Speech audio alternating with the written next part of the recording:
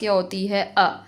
तो हमज़ा जो है वो सिर्फ मुसव्वतों के ऊपर ही आता है, आ ओ ई ए अलिफ वाव छोटी ये बड़ी है, इसके ऊपर ही सिर्फ हमज़ा आता है, इसके अलावा किसी के ऊपर हमज़ा नहीं होता। हमज़ा आ, हमज़ा ओ, हमज़ा ई, हमज़ा ए। तो ये कुछ वर्ड्स हैं जो हम बनाएंगे, जैसे ग अ गा को हमज़ा बड़ी ए के साथ मिलाएंगे, ग अ गा आ ए गा ए। तो ये क्या बन जाएगा, ग अ गा हमज़ा बड़ी ए गाए।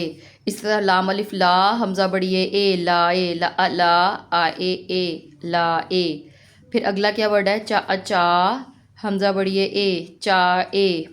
नेक्स्ट क्या है, सा हमज़ा बड़ी ए सा ए।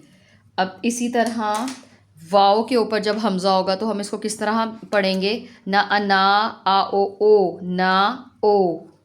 हमज़ा की क्या साउंड है, अ गा आ ओ गा ओ। इसी तरह जा आ ओ जा ओ, पा आ ओ पा ओ।